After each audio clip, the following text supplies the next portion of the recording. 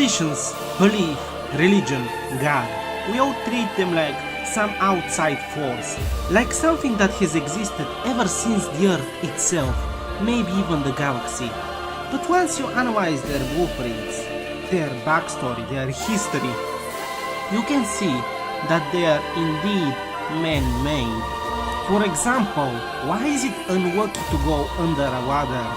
Well, probably somebody went under a ladder thousands of years ago, hit their head on it, and the person on top died, which created this bad luck saying to prevent it from happening.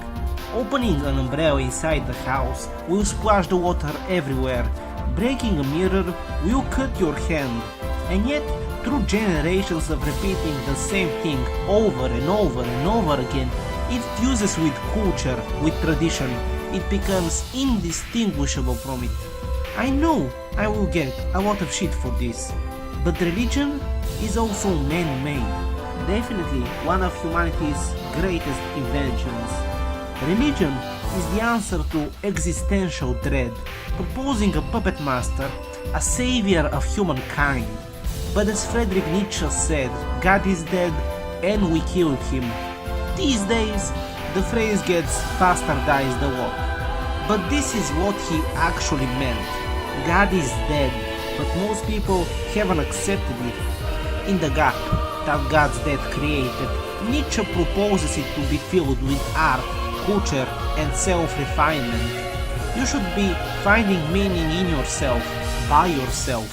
And once you are self-efficient, you become a Superman or Übermensch, as he said in German. Religion is a tool, the ultimate tool, the supreme tool.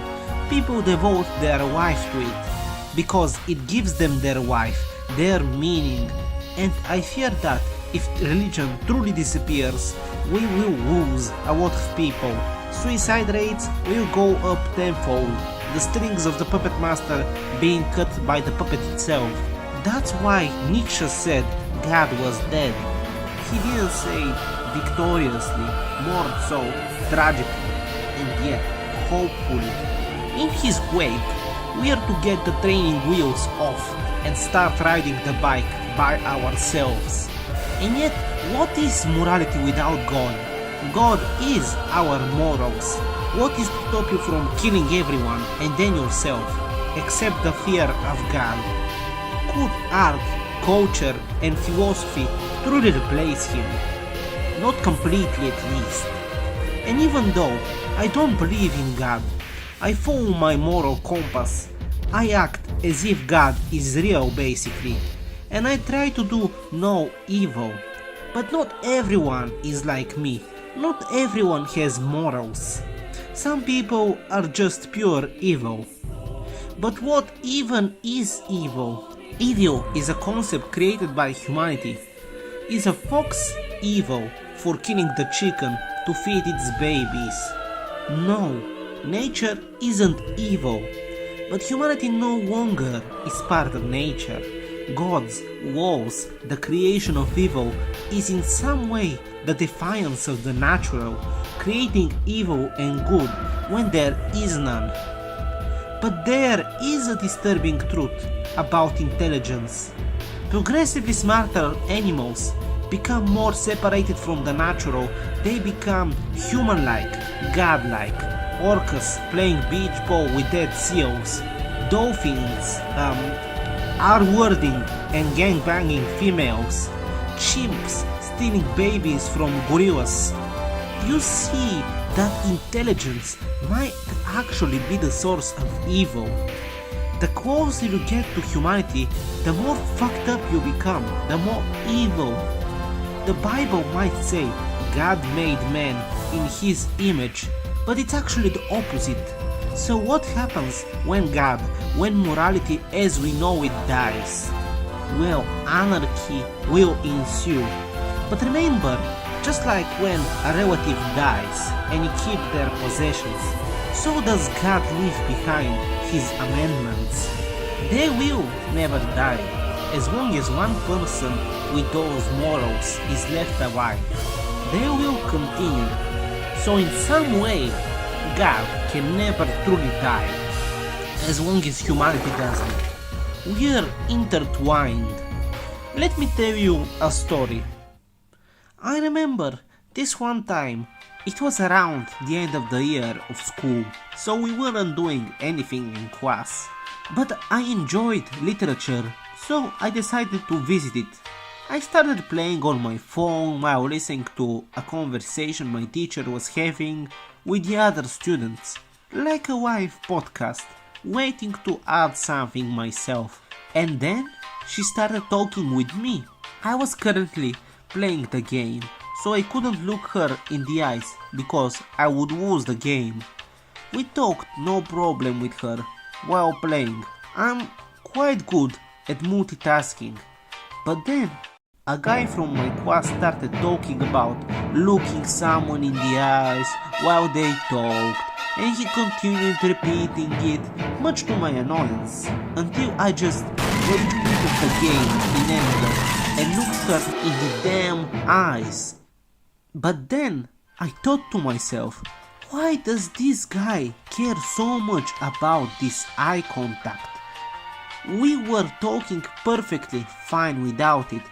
Why is it a universally accepted truth to look someone in the eyes when talking?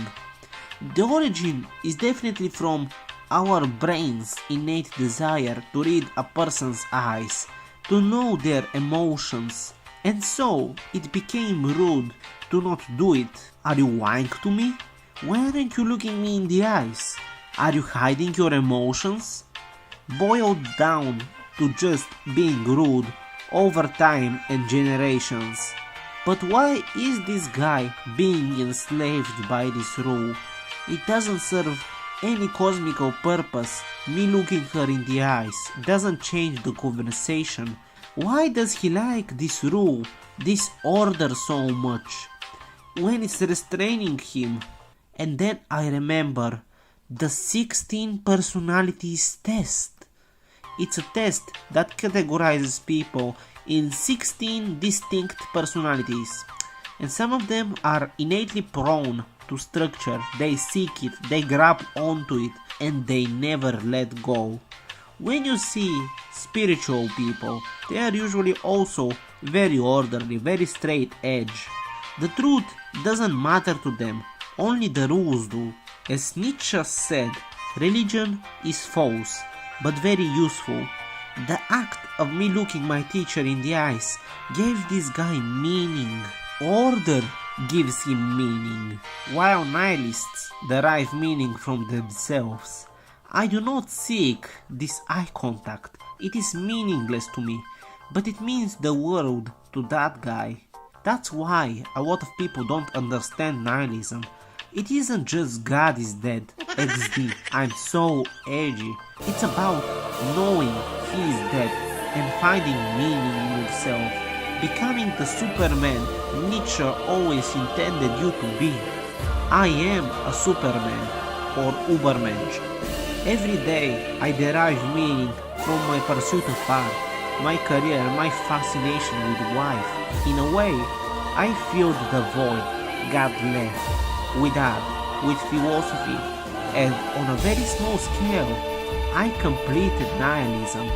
But nihilism isn't for everyone.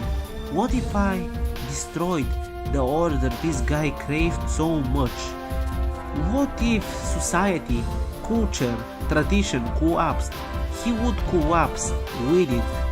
When I see the world inefficient, traditional, stuck up like a plant, unevolving, unmoving, I feel the urge to burn it down and grow something even better from its ashes, like a phoenix rising from death. Now, I do know that people see beauty in the unmoving, solid foundation that God has set up for them, like a bird that wants to nest on a tree. And here I am, this asshole flailing his torch around that wants to burn their precious tree down. And I think the only way for both of us to be happy is for me to get myself off the tree and set myself on fire. Ouch, fuck. I took that too literally.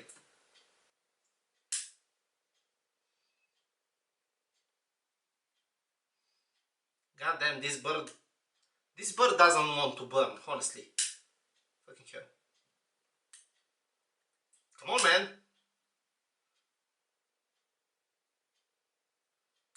Okay, fine. So anyways. So, I have... Metaphorically, I have already done that. But, I don't like to admit this. But nihilism has had a few casualties. People use the oh God is dead, life is meaningless thing to end themselves, never really understanding that nihilism never was about that. And I guess they will never know after all. But I think if you want to burn and you hate yourself and you think that the universe is meaningless, that the life is meaningless just because God is dead, I think you are not ready to burn yet. I think you should seek help. You should better yourself. Use, use the help of the people around you, your friends, your family. Better yourself with philosophy, follow your passions, create a family, create art, create a stupid fucking YouTube channel, whatever it takes.